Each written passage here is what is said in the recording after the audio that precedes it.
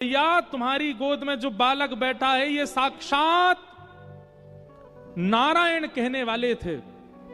तुरंत ठाकुर जी ने एक क्षण के लिए मानो काल को वहीं रोक दिया हो। ठाकुर जी तो नेक में ही रोक दें। पूरी गीता में महाभारत को एक क्षण के लिए, कितने दिन तक गीता सुनाते रहे उतनी देर महाभारत रुक गया और सबको ऐसा लगा एक क्षण ही हुआ है। ठाकुर जी तो काल की गति रोक देते हैं, रोक दी। तुरंत गर्गाचार्य जी को बताया, बोले हे गर्गाचार्य जी, मैया को मत बताओ मैं कौन हूं। क्यों देखते नहीं हो ये ब्रजवासी कितना प्रेम करते हैं, मुझे लाला समझ करके कितना स्नेह देते हैं। बाहर द्वार पे देखा कितनी गोपियों की भीड़, ग्वालाओं की भीड़। पता है क्यों? मेरे को देखेंगे उसके बाद जल पिएंगे। दिन में कुछ पाते नहीं है जब तक मेरा दर्शन ना करें। और इनके दर्शन में मेरे प्रति प्रभुता का भाव नहीं है। ये सब मुझे लाला मानते हैं, ये अपना बालक मानते हैं, अपनत्व की भावना से मेरा दर्शन करते हैं। कोई गुरु भावना, कोई भगवत भावना नहीं है इनके चित्त में। पूजवाने के लिए मेरे अनेक अवतार हुए हैं, पर यह अवतार मेरा प्रेम पाने के लिए। इसलिए मां को मत बताओ कि मैं कौन हूं, क्योंकि अगर आपने बता दिया तो ये तो मुझे भगवान मान करके मंदिर में बैठा देंगे, पूरे दिन आरती करेंगे और फिर वैसी सेवा होगी। मां के प्रेम भाव को मैं स्वीकार करना चाहता हूं, इसलिए इनको मत बताओ। कई बार प्रेम अधिक जहां होता है ना, वहां व्यक्ति अपने गौरव को, वहां अपने व्यक्ति अपनी पदवियों को छुपाने का प्रयास करता है। प्रेम अधिक जहां होता है,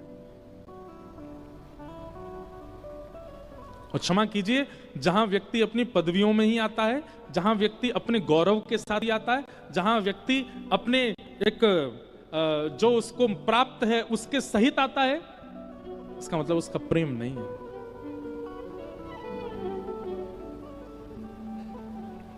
आपके पास बड़ी गाड़ी है, आपके पास महल जैसा घर है, पर फिर भी आप अपने प्रेमी से मिलने के लिए साइकिल पे चले गए, सहज भाव से ऑटो में ही बैठ के भाग गए।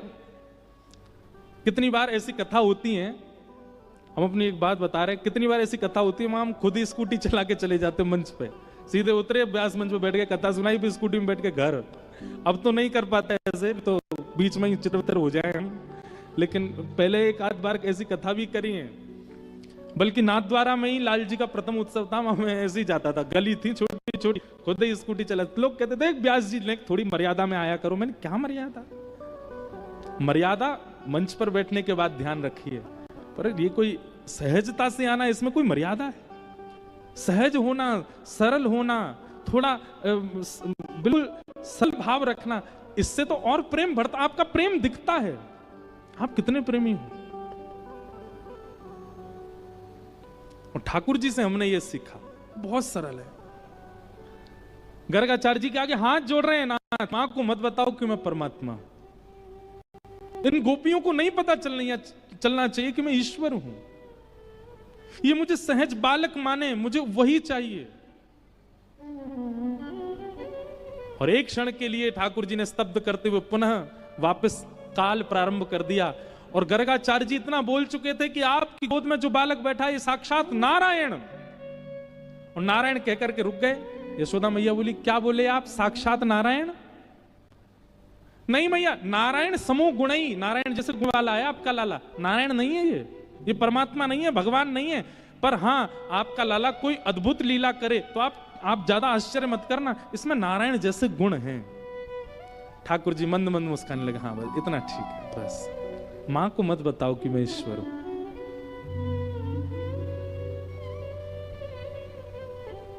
प्रेम अतीत में जहां होता है वहां अपने ऐश्वर्य को छुपाया जाता है, और जहां ऐश्वर्य से ही रिझाया जा रहा हो, जहां ऐश्वर्य की ही प्रधानता हो, पदवियों की प्रधानता हो, प्रेम नहीं है वो। जितना जल्दी हो सके निकल लो उस स्थान से।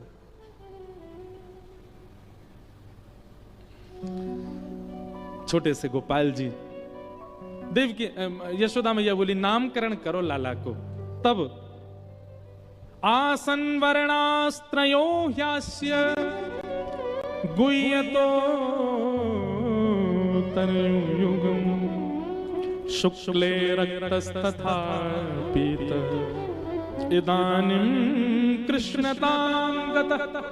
मैया आपका ये बालक पहले भी जन्म ले चुका है, पहले कभी ये श्वेत वर्ण का था, कभी रक्त वर्ण का था, कभी पीत वर्ण का था, इस बार ये श्याम वर्ण का है, इसलिए आपके लाला का नाम मैं कृष्ण रखता हूं। कृष्ण का मतलब श्याम स्वरूप, आपके लाला का नाम कृष्ण रखता हूं। बोलो बाल कृष्ण लाल की। कृष्ण नाम सुनते ही यशोदा में तीत कृष्ण, जो सबको अपनी ओर आकर्षित करे, उनका नाम है कृष्ण। ठाकुर जी का नामकरण हुआ। अब ठाकुर जी नेक नेक मैया की उंगली पकड़ के खड़ो हैं, नो सीख गए हैं, धीमे धीमे चरण आगे धरते हैं, चलना सीख रहे हैं। जैसे ही ठाकुर जी खड़े हो जाते हैं, सोई यशोदा मैया अपनी उंगली हटा लेती हैं और खड़े खड़े ठाकुर जी दोनों भुजा उठा करके आगे कभी पीछे अपने आप को संभालते हैं। आकाश मार्ग से देख करके देवता सब बलैया लेते हैं, वाह पूरे विश्व को धारण करने वाला आज स्वयं धारण होना सीख रहा है। और धीमे धीमे ठाकुर जी गिर जाते हैं, रोने लग जाते हैं, मोटे मोटे आंसू निकलते हैं। यशोदा मैया आती है, फिर जहां ठाकुर जी गिर जाते हैं उसी धरती को मारती हैं। अच्छा जाने मारो मेरो लाला, या की पिट्टी कर दूं? हाँ मैया, या को पीट है। ठाकुर जी भी स्वयं मारते हैं फिर उसको। ऐसे ठाकुर जी लीला कर रहे हैं। एक दिन एक अद्भुत लीला हुई। क्या?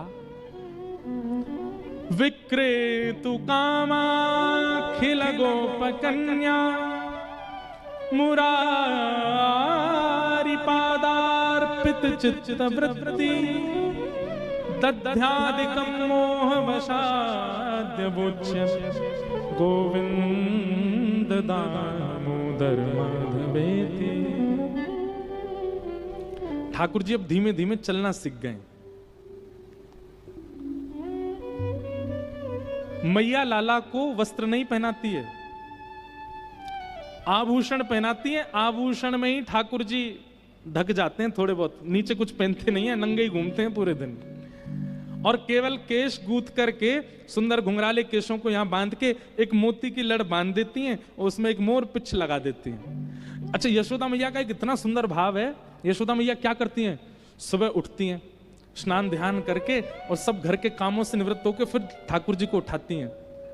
और उठाने के बाद मैया नहवाती नहीं है लाला को, तो अपने सुंदर वस्त्र पे ही जल लेकर के निचोड़ के, गीले गीले जल हो जाते हैं उससे मुख पोंछती हैं, नाक पोंछती हैं, माथा पोंछती हैं, गला पोंछ के सर्वांगीण अंग पोंछ देती हैं। और पोंछने के बाद फिर ठाकुर जी का सर्वांगीण श्रृंगार करती हैं। आंखों में काजल लगाती हैं, तिलक लगाती हैं, केश गूंथ करके सुंदर जूड़ा सा बना देती हैं, उस पर मोर पिच्छ लगाती हैं। ठाकुर जी को सुंदर सुंदर आभूषण पहनाती हैं, हाथों में बाजूबंद, कड़ूला आदि सब पहना करके ठाकुर जी को सुंदर तैयार कर देती हैं। और सुंदर तैयार करके फिर मैया ने दूर जाती हैं और दूर जाकर के फिर लाला की आरती करके नजर उतार करके बलैया लेती हैं। और बलैया लेके फिर क्या करती हैं? फिर लाला को गोद में बैठा करके नेक सो काजल ऐसे फैला दें, यहाँ पे कानन के कुंडल टेढ़े मेढ़े कर दें, वस्त्र आभूषण जितने भी हैं सबको इधर उधर उलझा देती हैं, केश थोड़े थोड़े खोल देती हैं, मुखमंडल पर आ जाते हैं। लालिमा जो ओष्ठ के आसपास लगी उसको ऐसे फैला देती हैं, थोड़ी रज लेकर के मुख पे लगा देती हैं, बुरे बाबड़े कर देती हैं लाला को। क्यों? कोई की नजर ना लगे। अब चलो जा बाहर। सुंदर श्रृंगार करके और ठाकुर जी को बिगाड़ के फिर छोड़ती हैं बाहर। सब गोपी कहें मैया, एक तो तुम्हारो लाला इतना सुंदर, ये तो बुरे श्रृंगार में भी सुंदर लगे, लेकिन तुम ने आराम से श्रृंगार करे करो। कभी आको काजल फैलो भयो, कभी आके मोती लड़ गिरी भई, कभी आके केस ऐसे मुख पे आए रहे, कभी आके गली की माला इतर बितर रहे, ने ढंग से कर दे करो। मैया बोली कोई जरूरत ना है, ऐसे ठीक है, ज्यादा सुंदर बनाऊंगी तो नजर लग जाएगी मेरे लाला है। स्वयं दर्शन करती है केवल सुंदर लाल का। गोपीन के काजे तो बुरो बाबड़ो बनाते हैं ठाकुर जी।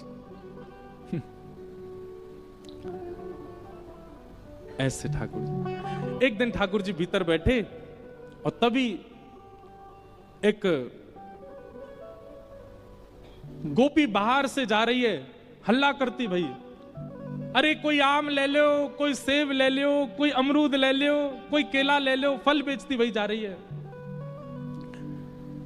आंगन में यशोदा मैया कछु कर रही हैं और ठाकुर जी पास में ही खेल रहे हैं। ठाकुर जी ने जैसी आवाज सुनी, आवाज सुन करके अभी बोलना ना जाने, धीमे धीमे तोतली वाणी में मैया के पास गए और मैया से जाके इशारों करने लगे, ये फल बेचे वाली जो जा रही का मुंह फल लेनो है। यशोदा मैया ने फिर बैठा दिया ठाकुर जी, कहां जाएगो, मत जावे। ठाकुर जी फिर उठ के खड़े हो गए, फिर मैया के पास गए, मुँह फल लेनो है। ठाकुर जी बोले, मैया बोली, लाला फल ऐसे ना मिलो करें, धन देनो पड़े फलवारी इनको, धन नहीं तो अनाज देनो पड़े, तब जाकर के फल मिले। ठाकुर जी बोले, मैं दे आऊंगा, मुझे जान दो। मैया बोली, अच्छा चल जा, फल खरीद के ला, आज मैं देखूं तू कैसे लावेगो। सो ठाकुर जी पहले तो अनाज घर में गए, और वहां जाकर के छोटे छोटे हाथन में ठाकुर जी ने ऐसे अनाज भर लिए। नेक्स्ट से लाला 1-1.25 साल के हैं, अभी चलना सीखे हैं बस। हाथन में अनाज भर लियो, और अनाज भर के अब ठाकुर जी फल लेवे जा रहे हैं। तो अनाज तो भर लिए, लेकिन यहां से हाथ ऐसे खुले हुए, सब अनाज नीचे गिरते जा रहा है। और वहां में भी बड़े लोग तो भैया संभलनो जाने, बालक तो कूदते भय जा रहे हैं, ठाकुर जी जोड़ते कूदते भय जा रहे हैं, सब अनाज गिरते जा रहा है। और यशोदा मैया इस लीला को देख रही है, लाला आज फल लेवे जा रहा है, खरीदवे जा रहा है। जैसे ही नंद भवन के सामने थे वो गोपी निकली, तोतली वाणी में ठाकुर जी चिल्ला रहे हैं, अरे फल वाली रुक जा, अरे नेक रुक जा। और उसका स्वर जैसे ही सुना है, ठाकुर जी का स्वर, जैसे ही देखा जी केश घुंघराले फैले हुए हैं, सुंदर आभूषण पहने, हाथ में गेहूं लेकर के दौड़ते उछलते जा रहे हैं, सबरे गेहूं फैलते जा रहे हैं। और इतनी तत्परता फल लेने की ठाकुर जी के मुख पर दिख रही है। उस छवि को देख करके वो फल बेचनेवाली तो मोहित है गई लाल जी पे। विक्रेतु कामा खेल गोप कन्या मुरारी पादार पित चित्त वृत्ति, उसकी चित्त वृत्ति लग गई ठाकुर जी के चरणों में, बैठ गई, थोड़ी पे हाथ धर के ठाकुर जी को दौड़ते आते हुए देख रही है। ठाकुर जी समीप गए और समीप जाके, हमें फल दे दे। गोपी ने हाथ आगे किया, पहले कछु दो। सो ठाकुर जी के हाथ से सबरे गेहूं फैल गए, एक गेहूं को दानो बचो बस। सुवाकू लेकर करें, ले जाके बल में जितना आवे दे दे। और एक गेहूं को दानो लेकर के गोपी ठाकुर जी को देख रही है और रूप माधुरी को देख करके आनंदित हो रही है।